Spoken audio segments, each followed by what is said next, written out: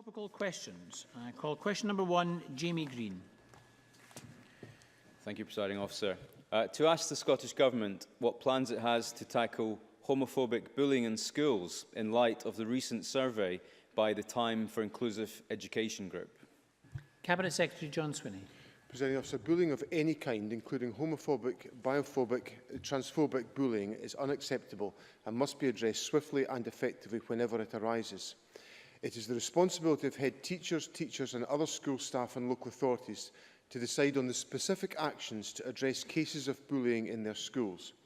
The Scottish Government established and wholly funds Respect Me, a national bullying service to build confidence and capacity to address all types of bullying effectively, aligned to the national approach to anti-bullying in Scotland. Respect Me provide direct support to local authorities, schools, youth groups and all those working with children and young people. It is jointly managed by the Scottish Association for Mental Health and LGBT Youth Scotland. The national approach to anti-bullying for Scotland's children and young people is currently being updated. This sets out a common vision and aims to make sure that work across all agencies and communities is consistently and coherently contributing to a whole-school approach to anti-bullying in Scotland. LGBT Youth Scotland and Stonewall Scotland are part of the working group, and the updated guidance will be published soon. Jamie Greene. I thank the Minister for that response. I think clearly there is broad consensus across this place to tackle this issue.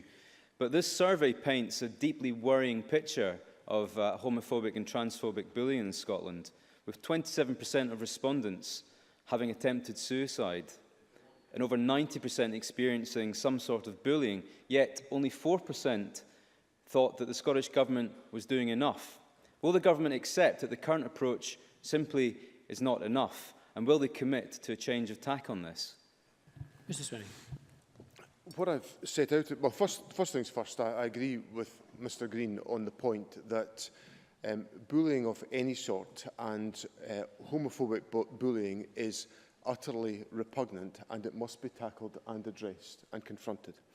Now, the Government has put in place a range of different interventions that I set out in my original answer, particularly around the establishment of Respect Me, which is designed to provide the resources, the materials, the information and the capacity to equip schools to handle this particular issue. Now, the national approach to anti-bullying for Scotland's children and young people has been in place since 2010.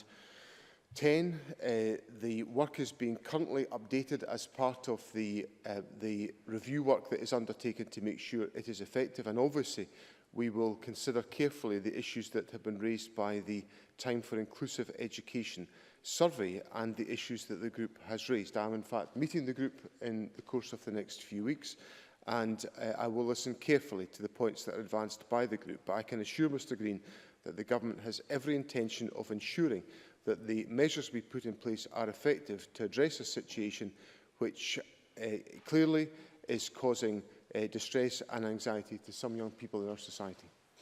Jamie Greene. I thank the Minister for his clarity on that and his intention to meet with the group that conducted the survey. Presiding Officer, this report clearly highlights that we're not getting it right for every child. The current postcode lottery means that some schools are training teachers whilst others are not.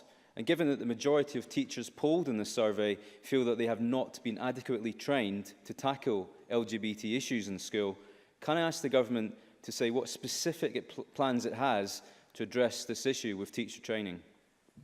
Cabinet Secretary. There's a wide range of different interventions that we make to enhance the professional capability of teachers once they are through the teacher training qualifications and practising within our schools. And the resources that I have raised there, particularly in relation to the national approach to anti-bullying for Scotland's children and young people, is the framework within which the various resources are put in place to enable this to happen. Education Scotland has specific materials that are available for teachers to access and to utilise to ensure that they are able to undertake the necessary development to tackle these particular issues. And that, of course, fits into a wider wellbeing agenda, which I'm glad Mr Greene referred to the importance of getting it right for every child, because as I made clear to Parliament last week, that will be the ethos, the vision with which I will deploy my responsibilities as Education Secretary, to ensure that whatever the circumstances and a perspective of young people in our country, every single one of them is entitled to have their needs met by our services, and particularly by our education services. So I hope that reassures Mr Greene of the steps that the government is taking. But as I say, we have a framework in place which is currently being updated, and I will of course be very happy to discuss with Parliament in due course, once that update is complete, what further steps we can take to ensure that the circumstances highlighted in this survey are not experienced by any other young people in